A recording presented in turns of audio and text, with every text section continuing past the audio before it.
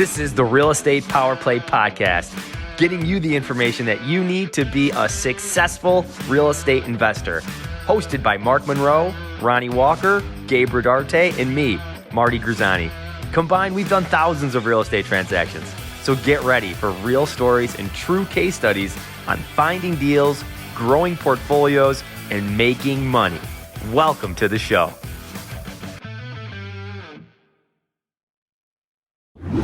What's up, guys? Welcome to Real Estate Power Play.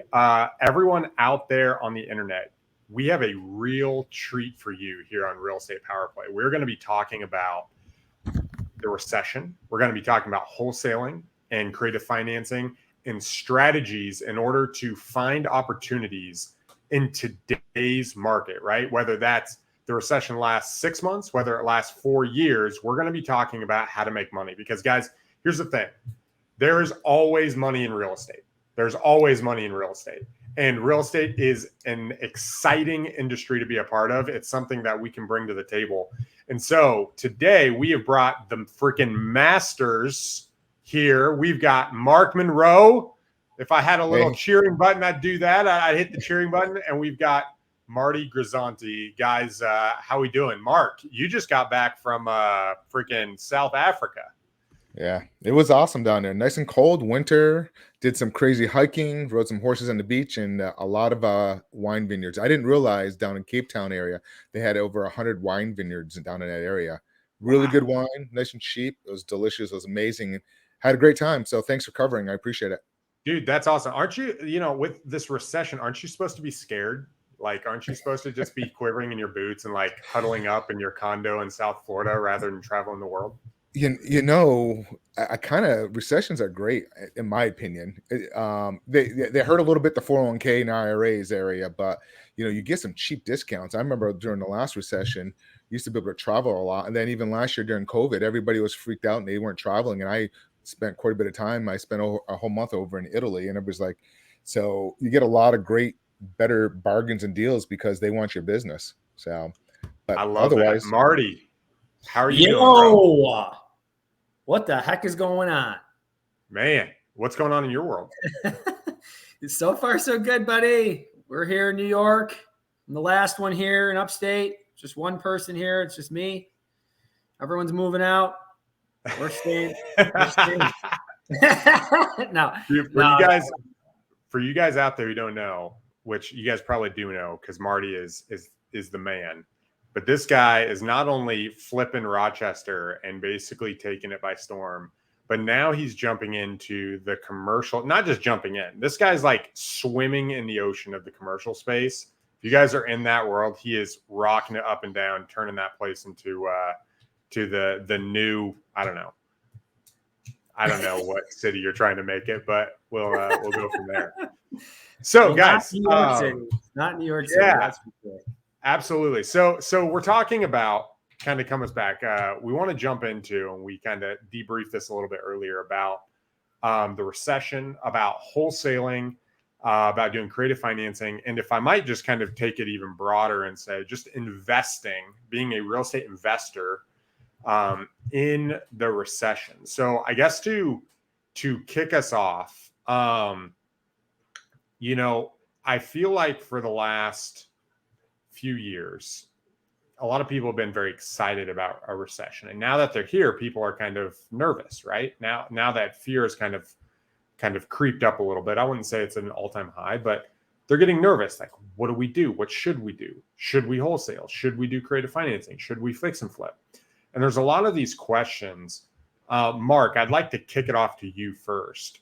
When you think of preparing for the next few years and really capitalizing and adding a couple zeros, what does that mean to you? And you mentioned earlier you'd been through the last recession. I'd love to hear kind of what you've come through, where you're at now, and what you're planning on here in the future. Well, some of these people listening to the podcast or on one of the line streamings, some of these people are going to say, oh, we're not in a recession. It depends on who you talk to. Yesterday, all the National Builders Association came out and said that we are in a real estate recession. That was yesterday, and today is the August 16th. So that just came out yesterday. So, some people saying, usually statistics like when you're 2 quarters GDP, you're in a recession when you're negative, but because of job growth. So this is a weird one, but either way, we are in a real estate recession. I mean, the way how things are looking and what we're all seeing out there in the real estate. So back to your question there, Ronnie, how am I preparing? We started preparing this stuff back in February. Marty, Ronnie, all of us have really been looking at this and trying to get liquid on some cash, making sure there's going to be some great opportunity. I shifted myself on, I was doing a lot of land development stuff on single family homes. I, canceled a lot of those contracts, and now we're just mainly focused on multifamily now because that's where the demand is for, the affordable housing is really where the demand is at. So that's kind of where we're shifting our focus. And then also, turning the engine back on, doing the lease options and the creative financing stuff. That opportunity is definitely going to be there. And especially some of these sellers that have these low interest rates, 3%, 2.5% or whatever it is. There's, great opportunity where you can go in there and pick it up and have some really good cash flow. So, dude, that's awesome. And guys, if you're listening, one of the things that I think that's between the lines that Mark is saying is he's constantly looking for that opportunity, and guys, Mark is a guy, he's been through the last downturn, through 2008. He's built and sold multiple businesses. And so when you follow this guy, he's got let's just say he's got some secret nuggets, right? That if you pick up on him, it's really good. Marty, he's got gray in his hair. He knows. Yeah, I don't know about secret. I don't know about secret nuggets. It's just a lot of trial and error and learning by mistakes. That's really, really what it was. You have to figure it out when you go through it. Look at Sean Terry, how he came out in that last recession. That guy destroyed it. He picked up 200 to 300 subject to multifamilies, and he sold it all off to a huge hedge funds for multi-millions. Look at what that guy did during that recession.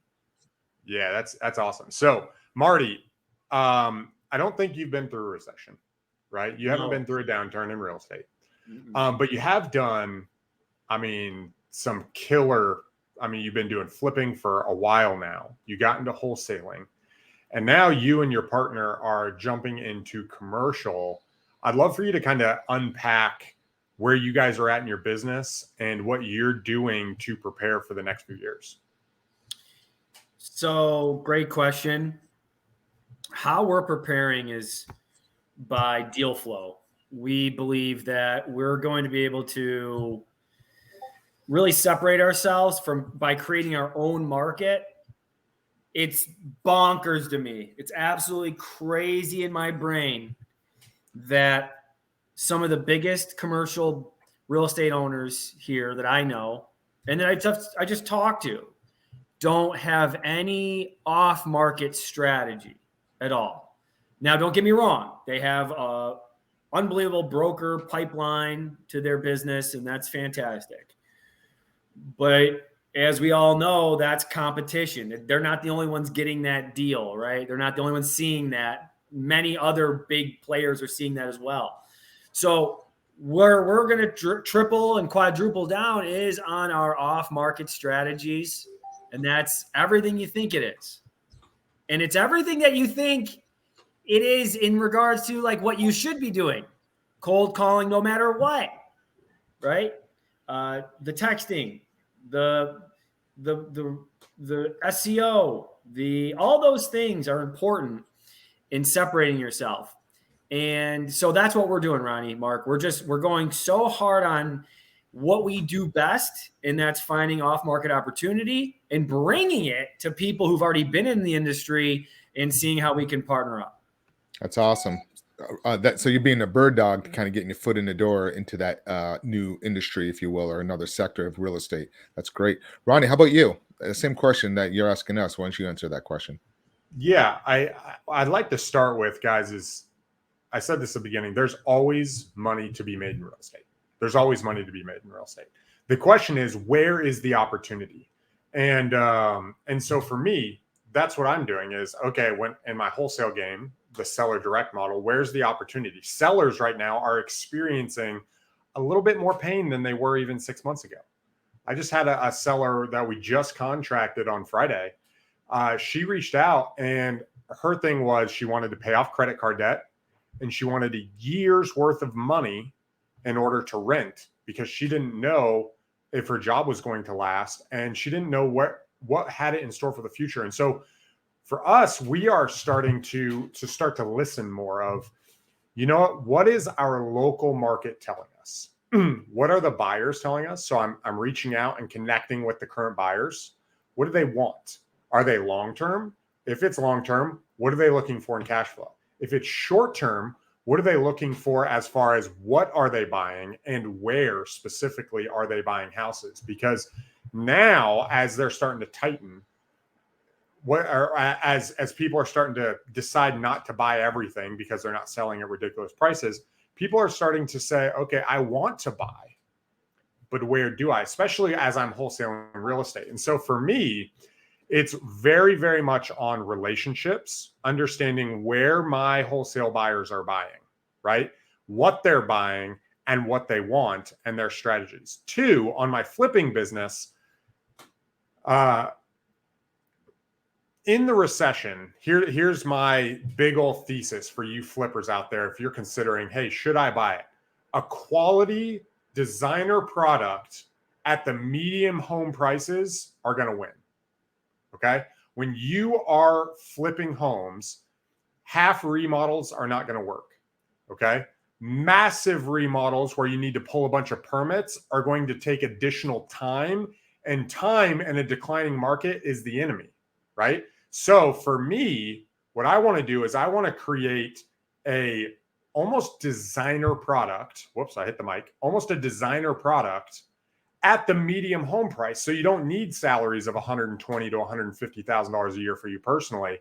You can literally you can make $60,000, $70,000, $80,000 as a family and still own this type of home that is a cut above the other median home prices. So in my world, that's where I think the winning is. And then I think Marty hit the nail on the head, guys, is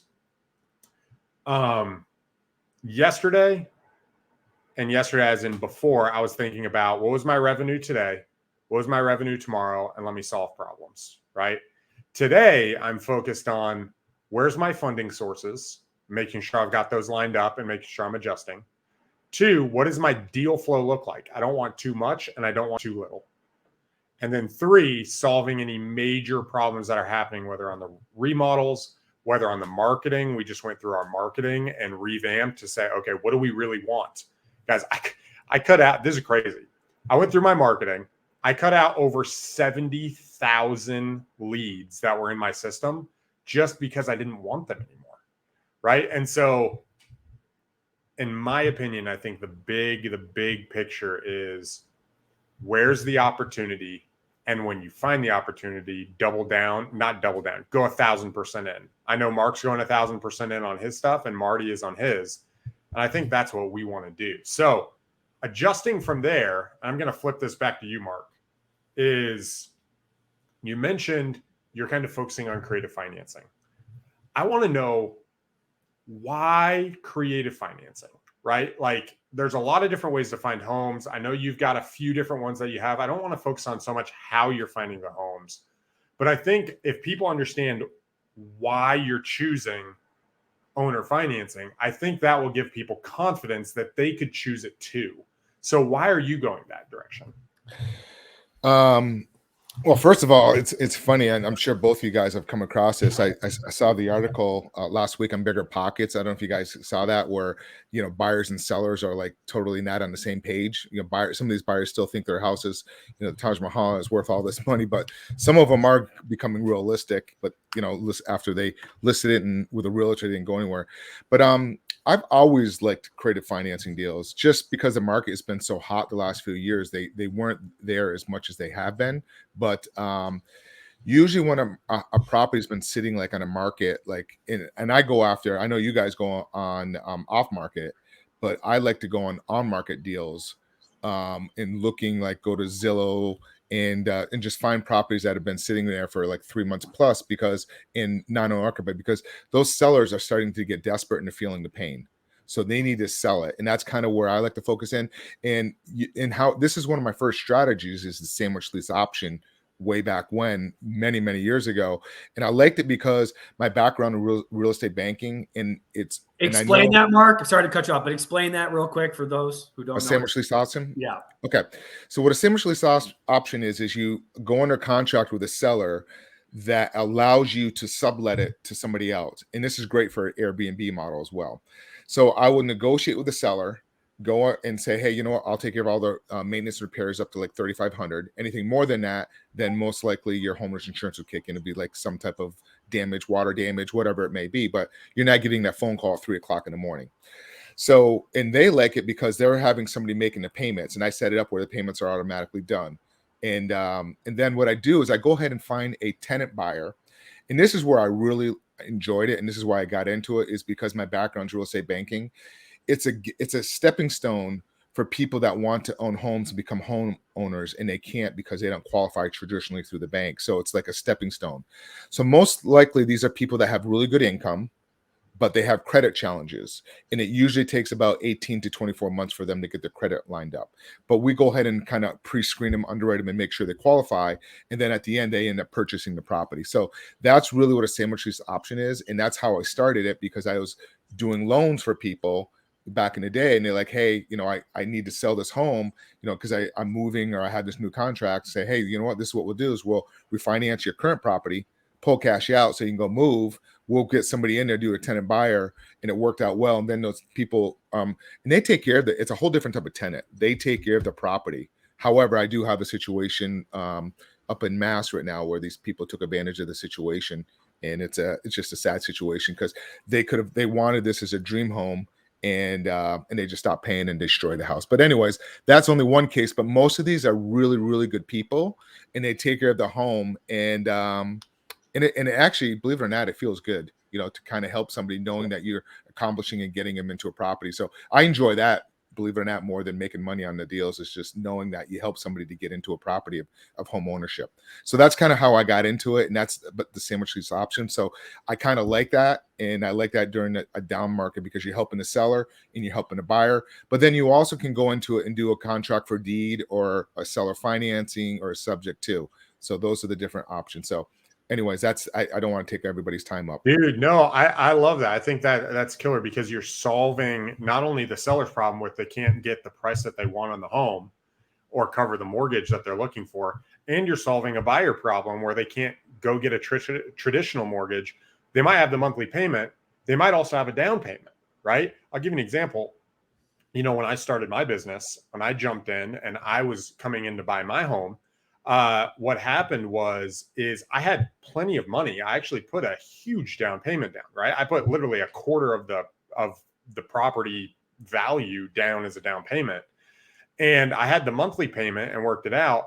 But what happened is, because I was self-employed and because I took so many deductions, they wouldn't actually give me a loan, right? And so what that had is, I negotiated an owner finance deal, and the terms were fantastic. I had enough money to put down, and I had enough to pay the monthly payment, but the bank just didn't like it. And so from a bank perspective, and I think that's why lending is so interesting going to this market, is if we can provide an opportunity for people to buy homes, I think that's where this opportunity opens up, right? Is now, okay, the bank says no because your credit's 600 because you had, you know, a medical bill, or your credit's bad because of blank, or you lost your job, so you started your own business and you made $100,000 the first 6 months, but now they won't lend to you because you don't have, quote, 2 years.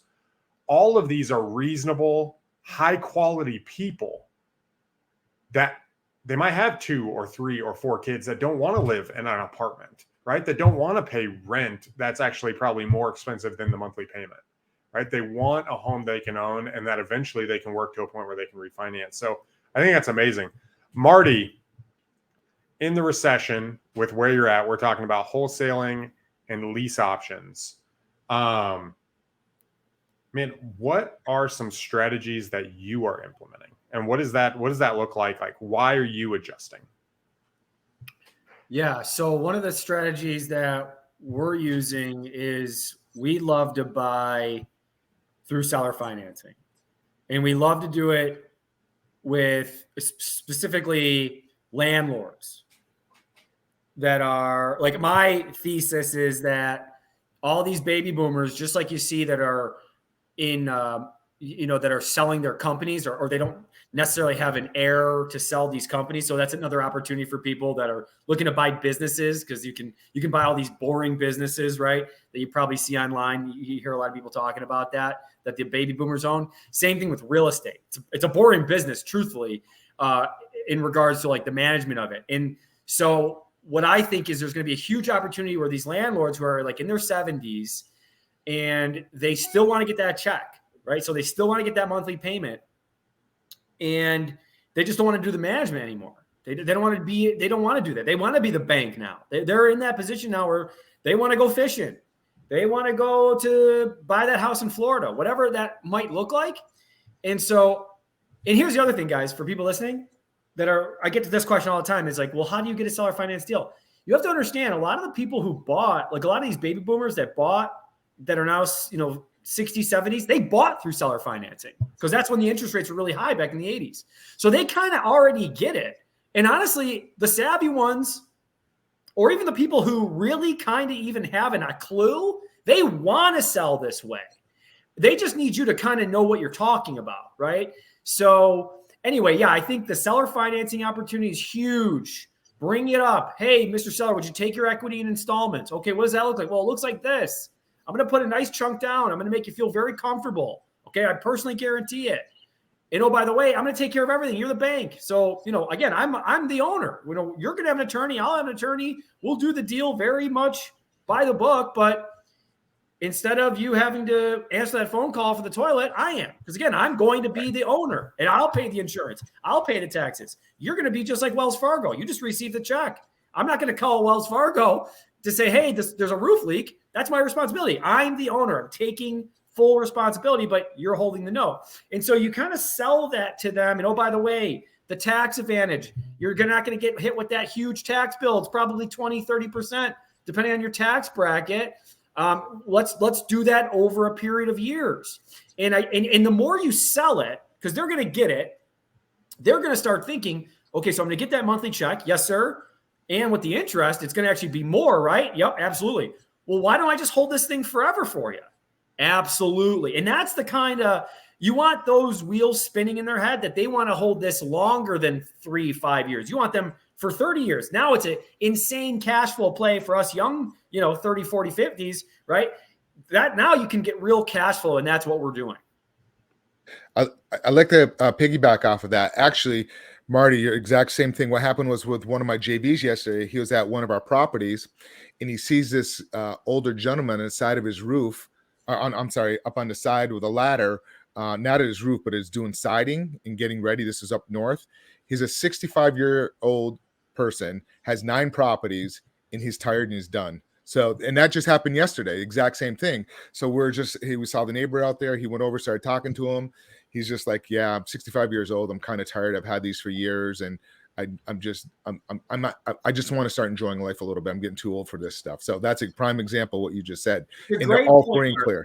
It's a great point. And let me just add on to that, because I had this revelation just today. I was at the gym, and this is for my cold callers out there. I think we're so quick to tell them what we can do for them, right? The sales pitch, right?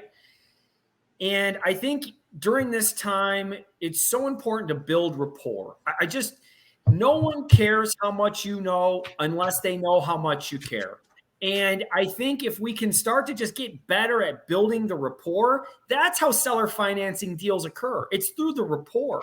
It's through the asking of the questions. Oh, how long have you owned it? Well, I've had this thing since the 80s or the 70s. Oh my God, you've been doing real estate since before it was cool. Yeah. Oh my God. Now I hear it. It's everywhere. And you just start to talk to them. They think you're a human being. And now you can offer some solutions because they're already presenting you to potential problems. Just by saying you're 70, it's already a problem in my book. That means you're getting tired. I know you are. It's just humans. We get tired at that age. So start to just ask questions, build rapport, and then all of that bounty will be there once you take the time to listen and ask questions. So that's something that hit me in the head because I've been very quick to tell them what I can do for them, and I'm not doing nearly enough good a job to telling them in listening and really getting what their story is? I'm convinced, Marty, that there is more opportunity now, specifically in the seller direct, than there has in a very long time, and probably in the last 5 years. And here's why. It is exactly what you said: is people do business with people that they know, like, and trust. And when we're reaching out to sellers directly, what do we find? We find huge walls, right? We find walls where people don't want to open up. We find people who say, just give me your offer. People just are like, nah. And it's not that they don't want to sell. It's that they don't trust you, right? So a thing that I've done to open it up is, and we started doing this on our acquisition side, is literally asking them, hey, Mr. Seller, how can I help you sell? And I actually wrote the list here from my notes when I talked to my team. It's, hey, how can I help you sell? Right? Do you want to list the property? Do you just want to put it on the market? Do you want a quick and easy sell, something you can just do cash and just sell off market? Do you want me to take over the mortgage and maybe give you a little bit of cash? Do you want, to rent it out or kind of get the most money without having to deal with tenants or toilets? And you give them multiple options. And in that question, you're kind of throwing it like, hey, how do you want me to help you? What does that look like? And then you can explore those options. And if you refer it to somebody, then you refer it to them, right? It's no problem.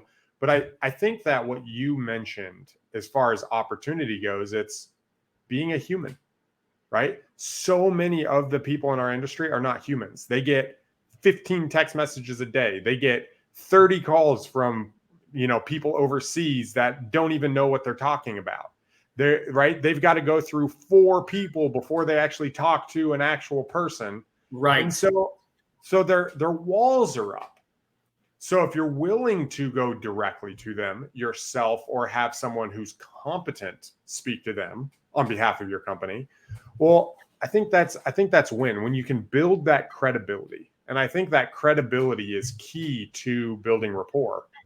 And especially going into the recession, people are going to be scared. People are going to look to people who seem competent, and they're going to be more willing to listen, and they're going to be more quick to shut down things that seem like scams. And so I think the more that we can open dialogue, the more there's opportunity for wholesaling properties, the more there's opportunity for doing creative financing. How many times, guys in the audience, I'd love to hear, how many times have you brought it up and people are like, no, right? And so you're thinking, oh, well, I guess they won't do it. Well, it's because they don't understand, right? It's too complicated to them. But if they trust you as a source, they're going to be like, well, what does that mean? What does that look like? Oh, well, this is how I helped a previous seller.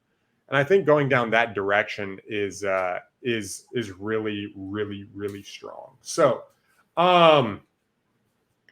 we talked about what we've gone through, right? What Mark has gone through going through 2008, the strategies he's implementing, the strategies Marty's implementing. We talked about some of the opportunity that is available and what that looks like. I kind of want to talk a little bit about real estate being a local game, right? About the importance of understanding where you're going into locally. Now, Mark, I know you kind of operate from a national level, but as far as real estate goes, from a recession and prices, if prices go down in California, that doesn't necessarily affect me in Michigan, right? If prices go down in Florida, that doesn't necessarily affect Marty in Rochester. So what are some ways, or what do you recommend people get really good at to be able to tell in their local markets with investing rather than just being fear driven? So you're just I don't do a lot in my local market right now. Our market's still hot here in Florida. It's crazy. And then there's other markets where the prices are being slashed and homes are sitting. Florida's just that unusual market. Everybody's just migrating here, mainly because of the political environment down here. That's kind of why everybody's coming here. And we have zero taxes. I mean, we had a surplus of $21 billion last year, not paying income tax. I mean, what are the odds of that? So anyways, Florida's great, knock on wood. Prices have gone through the roof, and they keep building. Hey, so local markets, are you saying doing the research, or what are you asking them, Ronnie, like on that question? Yeah, I think mainly most people are investing in a market, right? So how can they make sure, I guess, they're buying a good deal? We're saying, hey, there's always money in real estate, right? No matter where you're at. It doesn't matter what strategy that you're doing. It's just a matter of understanding what is a good deal and what is not a good deal. What are some things they can do to make sure that they're choosing the right property to get into? I really just kind of coming up with a strategy and making sure you're educating yourself on that particular strategy, and going to your local whatever market you're in. If you can get in a car and drive and go to some meetups and network with other investors in the area, that's probably the best bet. I mean, Marty, that's his market. That's more of a probably question on him. He does a lot of that stuff, and I think he just did an event a couple weeks ago that turned out really well. So he knows his market inside and out. And in the markets when I'm looking in, usually I'm reaching out to realtors, wholesalers. If I'm going into a new market, it depends on what the product is. Believe it or not, I reach out to civil engineers. They know a lot of what's going on in the market. But realtors, probably the main one, and start building a relationship with realtors and boots on the ground in that particular market, and just kind of get the feel of like, hey, what's going on? How long homes are sitting? Are they pulling back, what type of inventory you have. So that's kind of what I tend to do, is just kind of get out there and just start educating myself. And realtors and experienced wholesalers really know that market really well, but especially realtors, that's probably where I really lean into. And then, contractors in that market too, like how long it takes to get something done. Hopefully that answered your question. I think that was awesome. I think that was great. Marty, any additional thoughts on that? Well, you typically want to be in your backyard if you can, just because you can drive to those places. I heard something that was kind of interesting. One of my mentors was on a phone call with Joe Fairless, and Joe Fairless, well, basically he said, be the big fish in your town. There's so many big fish. Like he's like, because my buddy Matt was like, should I look into Charlotte? Charlotte, all these hot areas, right? Charlotte or Atlanta. And he's like, there's so many other big players there. Why don't you dominate your area first? Right? Dominate your area first. So that's what we're doing. We're going to dominate our area first. And I think a great way of doing that is setting up a thought leadership in regards to like a meetup or some sort of mastermind within your own community. And what's great about those is that if you're just somebody who's outgoing, you don't have to be good at real estate at all. You can be a complete noob. But if you can just bring people together, you're going to get the access to those people that you probably wouldn't necessarily be able to. And restaurants and bars, they love just groups of people coming. So you're not going to have any pushback with just having, an organization coming to like a restaurant or like a bar or something that's easy to get people to go to. So be good at something where you can bring the people, remember, it's always it's not the how, it's the who. Who can get me to where I want to be? Not how do I get there? That's way too hard. But who can get me there? So if you start thinking that way, I think it's really helpful for your local market. And I'll even say this, there is not a better time to work on your digital reputation than right now. So even if you're brand new, a website's free. I'm pretty sure you can get like a Weebly for free. Have a website that tells people what you do. I just had an opportunity that came across our desk where we got the favor compared to the other buyer because they Googled our name and they saw, reviews. And then they also saw it was nothing to do with the podcast. So you don't have to have a podcast, but they saw a forum on Bigger Pockets that I was like helping somebody. It could be the strangest little thing. But try to build that digital reputation, because today's day, someone's going to, if you're trying to buy something, they're going to look you up. And if they see a Facebook profile picture of you not being somebody who they want to work with, right? If they're looking at pictures of you partying and doing dumb stuff, that's not somebody that I want to work with. So keep that in mind. It's a really good time to build that up, because that's going to help build out your local reputation as well. That's awesome. I think the local reputation is amazing. I think that's fantastic. Guys, if you're getting value out of this, Please like it. Please share it out for us.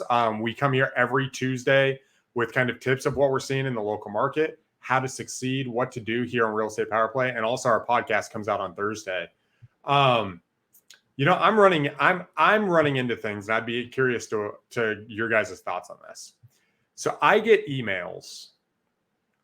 I get probably like 8 to 12 properties emailed me per day right now. Okay. Like in my email inbox, like I'm getting flooded with properties. I don't know if you guys are, but I am. And so as I'm looking at this, I'm like, okay, so that means there's more houses that are available, which means I have more to choose from, which means that wholesalers are having a harder time selling them, right? Because they have, right, their normal relationships are saying no, so they're sending out properties. And I'm looking at it and I'm saying, okay, well, what do I really want to buy? And so as I'm putting this together in my own strategy, I was like, you know what? I need to get really good at analyzing deals quickly to find opportunities. Because if other people are having a hard time selling, and I can be kind of let's say the one to kind of sweep in and either help them move it by having the relationship, and or be the one who actually buys the deal because I want that deal, because I know what I want, or provide another option for them, or be able to renegotiate with the seller or provide some value, that there's an opportunity there. And I think this concept of being a wholesaler, being a real estate investor, is synonymous in my mind with being an opportunity seeker, right? Is figuring out, okay, what am I seeing?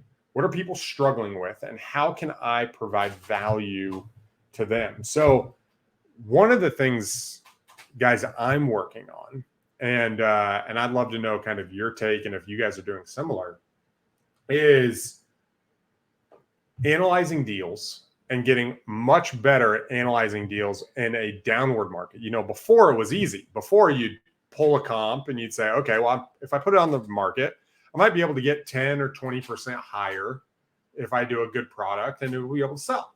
So you could really be kind of loose, right? You could be loose. You could kind of guess, right? And you would be okay. And if there was margin for error, that margin you didn't really have to worry about. So now I'm thinking, okay, I need to get better at analyzing and figuring out, okay, how can I sharpen my analysis of properties in a quick way? Then how can I take all of these opportunities that are coming and sort through them so that way I can double down and capitalize on the opportunity? You know, that's what I'm finding, right? And that's kind of my position that I'm looking at is I want to sharpen. I want to figure out what's an actual opportunity and honing down. And I actually changed my area that I'm investing in. I cut out one of them just to kind of bring closer to me. Marty, are you finding the same thing? Are you adjusting? Are you like, what are you doing? Or are you not seeing so many deals? Like, how are you cutting through the noise, right, of what's available? Because I think a lot of investors, and maybe my point here that I'm trying to do outside of just talking is a lot of buyers are saying, you know what, I'm just going to pull back. And I don't think it's a time to pull back because there's more opportunity. I think it's a time to sharpen our sword to be able to make more money. So how are you kind of sharpening and cutting through the fluff, the people who are like, what are you doing to do that? Yeah, it's a great question because I'm just like you. I'm getting all these leads sent to me, and they're crap. I mean, they're just crap. So it's really tough because we're so used to, buying in a certain way. And listen, you got to have your buy box down. This is where you really want to have your buy box down, and you want to be conservative. And guess what? You can be. You don't have to buy everything. You don't have to buy anything you don't want to buy. You guys, you got to remember, we make money when we buy the thing, right? So when Ronnie said that you'll always be able to make money in real estate, it's because yeah, if the deal used to be where you'd have to get it for 100, well, now you got to get it for 80. That's all. It's like, yeah, maybe it's stalling a little bit. Things are slowing down a bit. Okay, well, it doesn't mean I'm going to get more aggressive on my numbers. I'm going to get, I'm going to make sure my numbers are my numbers, and I'm just going to pass on stuff that's just trash. I mean, you look at it this way, all these hedge funds that used to buy anything at like 90 cents on the dollar, 99 cents on the dollar, all this crazy stuff, they're not buying anymore. They're not. So they must have made some mistakes. I'm not sure. But our business went from, maybe it was like 50,000 a month or something along those lines, any given month, to it's way down, because they're not buying crap anymore. And so that's what I'm still seeing. I'm still seeing the crap that just doesn't make sense. And so I would say just have your buy box down, sharp. And so that when that deal does come, but don't stop it. Just know that when that deal does come, you got to be able to attack it, but you'll feel more comfortable and more confident because your buy box is so compact and ready to go. Can I jump in here? Go ahead, please. So it's funny because my admin right now, we have 7 offers to get out right now, and he's still doing it. I'm like, dude, what's taking so long to getting these offers out? And he's saying the same thing. He's running into issues with some comps. But to piggyback what you guys are both saying, in my approach, how I've been doing, in one of the things that we've been looking at flipping, is the gold used to be in the deal. It's switched. The gold now is your buyer. So when you find a buyer and understand what the buyer is, that's the gold. It's no longer the deal. It's switched. So if you know your buyers, what their buy box is, then you can go out there and structure deals and talk to the wholesalers or whoever. So that's kind of what it's flip-flop. Before it used to be the deal used to be the gold. The deals are still coming in, but you just don't have the buyer. So now the buyer is really the gold now. So you kind of great point, Mark. Great point. Why is the buyer and why is the buyer the gold though? Because it's most of them are pulled back now, and there's less buyers. So when you do have the buyer and you have to understand the buyer, that's really what the gold is. I mean, it before you used to have the buyers lined up, it was hard to find the deals. Now you can find the deals, but you can't find the buyers. So it's flip-flopped. And that's kind of where the mindset needs to change. And that's where when you find that buyer, and that's why I like creative financing deals, because your buyer pool is so much larger versus your fix and flip buyers. Does that make sense? Yeah, that totally makes sense. So, and the reason why the owner finance buyer pool is bigger, because you're not selling directly to investors only, correct? Correct. Awesome. So here is, in my opinion, a massive tip. Okay, so just a nugget alert. This is a real estate power play right here. All right. So all y'all listen here is, if you want to accumulate houses and you know where you want to buy and you know what you want to buy and you want to build some massive zeros to your net worth, figure out what the prices need to be in the zip codes that you're willing to buy. That way, when you're flooded with stuff, if you see a zip code and it falls in your price range, you immediately know, I need to call this guy. Right? I immediately know I'm interested in this. If you know that Mike Smith will buy houses in 49504 for between 60 and 90,000, and he's going to hold them, then when you see a wholesaler push out a deal at $72,000, you can call the wholesaler and say, hey, tell me about that. Right? And then you can call Jim or Mike, whoever I said, and say, yo, Mike, I got one you should look at. Let's go take a look at it together. And then you can take them out there. But this allows for speed, and you know what your local market is. But I think piggybacking on what Mark said, that's the gold. And realizing that if you're a buyer, you are part of the gold, right? If you know what you want, and that's why you're able to pick up deals that you want to buy. If you're a flipper, know what type of deals you want to buy and know how big you're going to be in and out, and know the areas, because you'll be able to make very quick decisions. If you're an investor who wants to hold them long term, know what you want to buy and know what the prices are, because you can cut through that mess and you can jump in. I absolutely love what you said, Mark. I think it is overlooked. I think that people are so consumed with fear that they're paralyzed and they don't understand what to do. And I think if we can just get clear, it allows us to move in the direction we want. So, well, Ronnie, let me just say real quick. Let me say it quick. Go ahead. It kind of goes back to what I said in the beginning when I was saying rapport, right? You want to build rapport with sellers, of course. But if you have rapport with the buyer, they'll take a chance. They're more likely to take a more riskier chance on a deal because they like you. I mean, that's just the truth. It just is. So I'm the type of buyer where I want to know my wholesaler. I just do. I don't want to just look at a deal that comes across my desk. I don't know your name. I don't know who you are. Could be scammy. So what Ronnie's doing makes a ton of sense, where he's going through right now and asking buyers, what are you looking for? You know, build up that rapport. There's always like a little bit of a fence where it's like, yeah, you're trying to sell me something. I am a buyer, but no, listen, I'm just trying to figure out what you're looking for, what you want, what problem I can solve for you. And then, yeah, take them to the deal, show it to them. Now you're building up somebody who's a partner with you. It's not just a buyer, it's a partner. And that's what you want. You want deals to be sent to partners because they're going to be straight up with you and they'll try to make it work. They're not going to try to kill you, but they're going to try to make it work. So I thought that was really good. Rapport with the sellers, but definitely rapport with your buyers. It could be just as important. Awesome. All right, guys, we are coming up to the end of the hour. Guys, we've had an amazing episode here. If you guys gone back with just some strategies going into recession with wholesaling, with creative financing, some of the stuff Mark said was awesome.